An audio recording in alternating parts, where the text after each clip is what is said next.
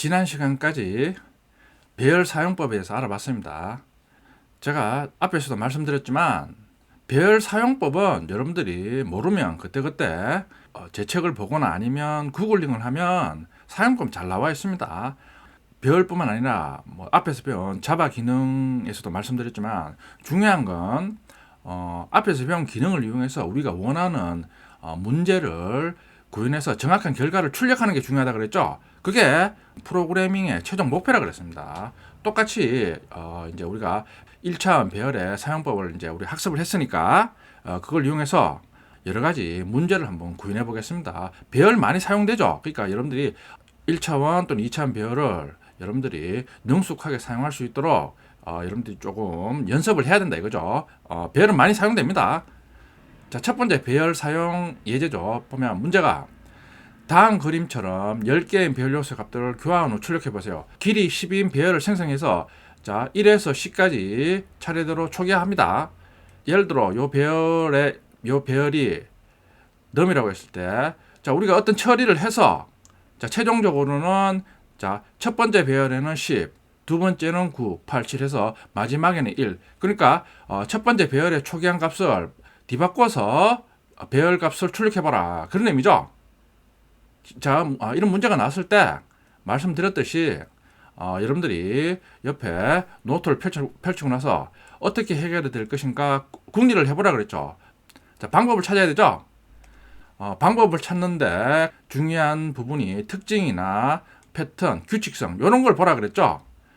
자, 1, 2, 3, 4에서 1씩 증가하면서 10까지 저장했죠. 최종 배열에 저장된 결과는 19, 87에서 1까지 1씩 감소하면서 저장한다 이거죠.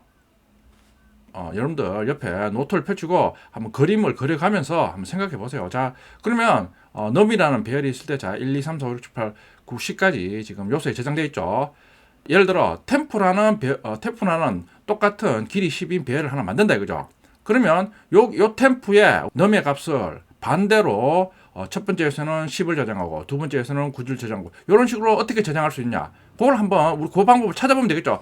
그러고 난 다음에 요 템포에 있는 배열을 그대로 넘 배열의 포물을 이용해서 첫 번째 요소의 값을 넘 배열 첫 번째 요소에 저장하고 요런 식으로 저장하면 결국 넘 배열은 최종적으로 원하는 10부터 9까지 반대로 저장이 되겠죠.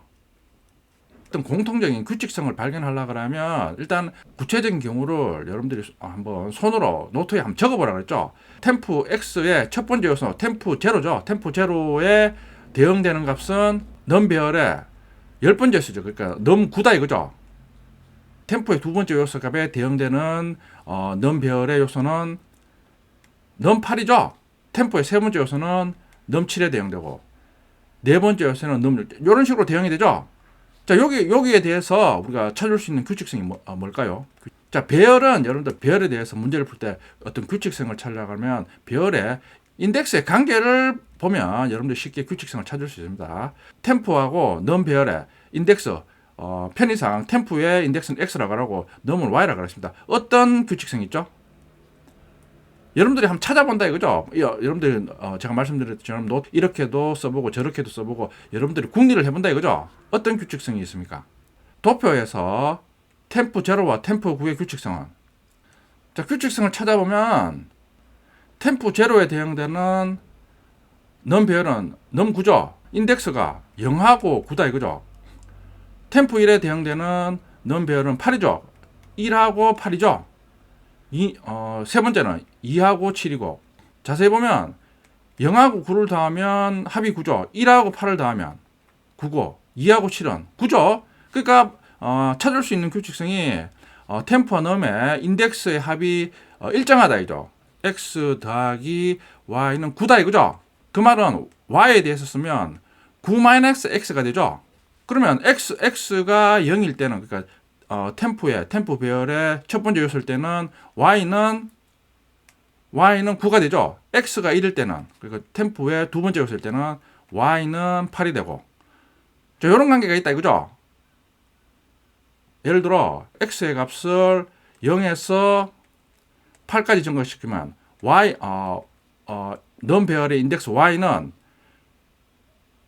x의 값을 0에서 9까지 증가시키는 거예요. 9까지 증가시키면 넘별의 인덱스 y는 9에서 0까지 감소하는 거죠. 이런 관계가 있다 이거죠. 이런 식으로 분석하면 수식을 써보면 템프 x는 넘의 y 대신에 9-x죠. 9-x가 되는 거죠.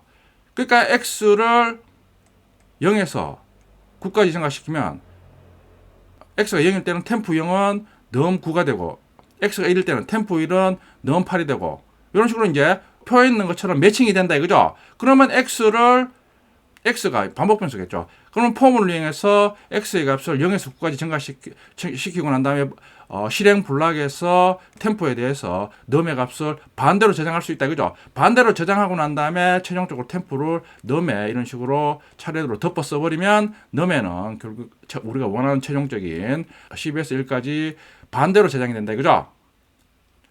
자, 이런 식으로 여러분들이 노트를 펴놓고 이래도 해보고 저래도 해보고 분석을 해본다 이거죠. 그러면 이런 관계가 있으니까 이런 식으로 하면 되겠다. 일단은 방법을 정해야 된다. 방법을. 설사 방법이 틀리더라도 일단은 이런 식으로 분석을 해서 여러분들이 어떻게 구현할 것인가 방법을 정해야 됩니다. 그리고 난 다음에 구현해 보니까 안 되는구나. 그러면 뭐가 잘못됐나 이런 식으로 또 다시 와가지고 또 거기에 대해서 원인을 분석해가지고 또 그걸 구현해서 적용하고 이런 순환 과정이 계속 반복이 된다 이거죠. 언제까지? 결과가 나올 때까지. 우리가 분석한 내용을 이제 순서대로 한번 그려본다 이거죠.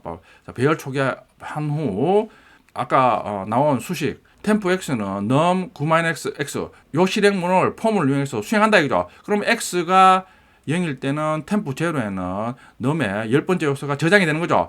책이 좀 빠졌는데 x의 값을 1 증가시키는 거죠. 그러면 x가 1이 되겠죠. x 1일 경우에는 템프의 두 번째 요소에 num의 9번째 요소가 저장이 된다 그죠? 그리고 x를 증가시키면 x가 이번에는 2가 됩니다. 2가 되면 자, 이번에는 템프의 세 번째 요소에 넘의 7번째 요소가 그러면 우리가 예상했던 대로 템프 배열에는 19, 8 일씩 감소하면서 저장할 수 있다 이거죠. 자, 구현 방법 있죠. 그러니까 분석한 방법을 맞든 틀리든 일단은 단계별로 글로 한번 쭉 써보는 게 중요합니다.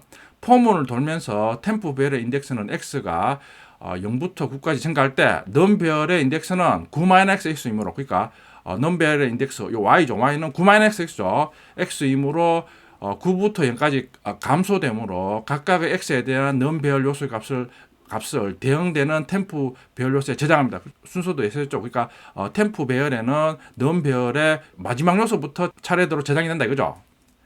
템프 배열에 저장된 값을 다시 포물을 이용해서 넘별 차례로 다시 저장합니다. 템프 배열에 19, 8 해서 저장한 상태에서 넘별의 템프 배열 첫 번째 요소를 넘별 첫 번째 요소에 저장하고 이런 식으로 이번에는 덮어 쓰면 된다 이거죠. 요게 구현 방법입니다. 그러면 한번 구현 코드를 보겠습니다.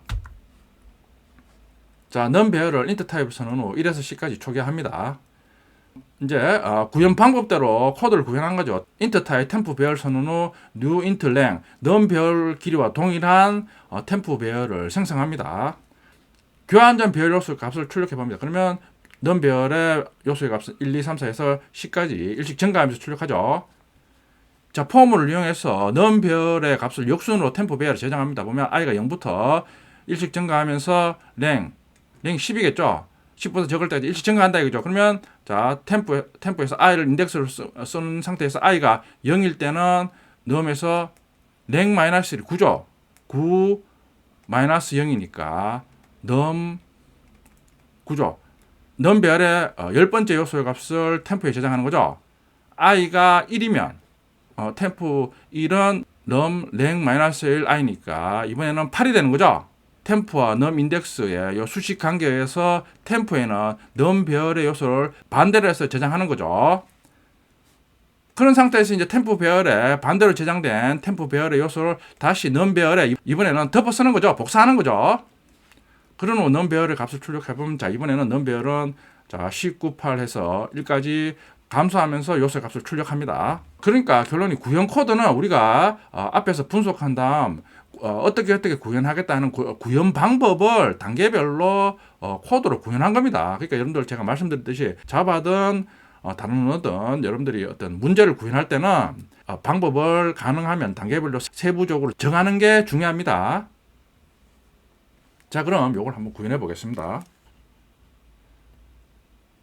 섹션 패키지를 새로 만들겠습니다. 섹션 02.ex01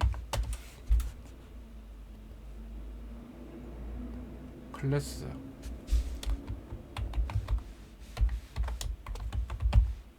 어레이 밸류 체인지 테스트 배열 요소의 값을 바꾼다 이거죠.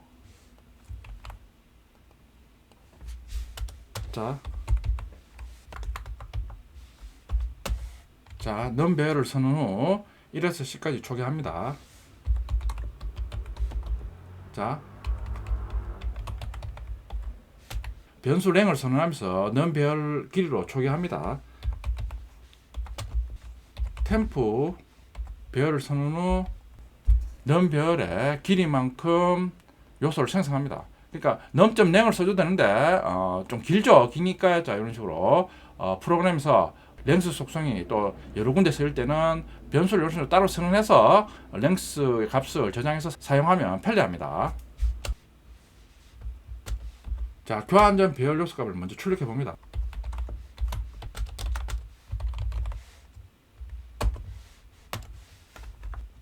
자, 교환 전 배열 요소 값을 먼저 출력해 봅니다. 실행하면 자, 1, 2, 3, 4, 5, 6, 7, 8, 90에서 초기했을 때 값대로 그대로 출력이 됩니다. 결론은 우리는 이 값을 반대로 출력해야 됩니다. 자, 배열 요소를 교환하기 포뮬을 이용해서 y는 9-x 그 수식을 이제 각각의 배열 인덱스에 적용해서 템포 배열에 반대로 저장하는 거죠. 자, 넣으면서 랭 마이너스 1이겠죠. 랭이 10이니까 마이너스 1 마이너스 i x에 해당하는 게 반복분수 i겠죠.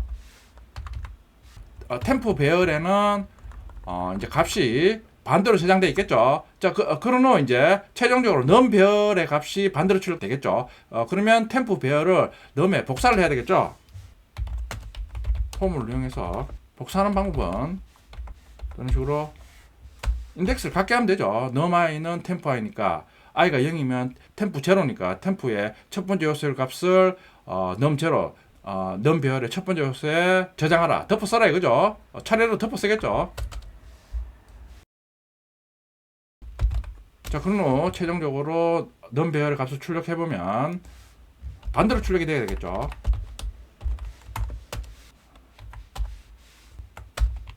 자, 일단 실행해 보면 교환 후 배열 요소의 값은 1987에서 1. 자, 정상적으로 원하는 결과가 출력이 됩니다. 자, 그럼 이것도 우리가 원하는 대로 실행이 되는지 브레이크 포인트 찍어서 한번 따라가 보면 되겠죠. 배열 요소를 교환하는지 17행에 브레이크 포인트를 찍어서 실행해 보겠습니다. 자,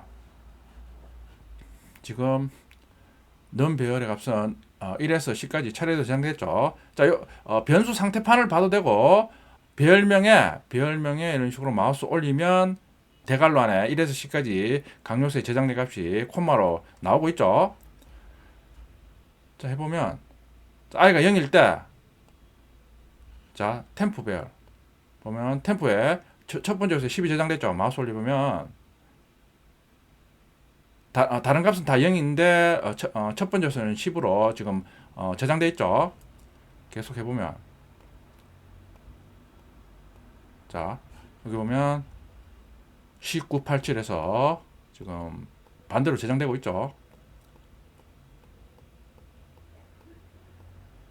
자, 그리고 템포 배열에 마우스 올려보면 10에서 1까지 반대로 저장되어 있죠.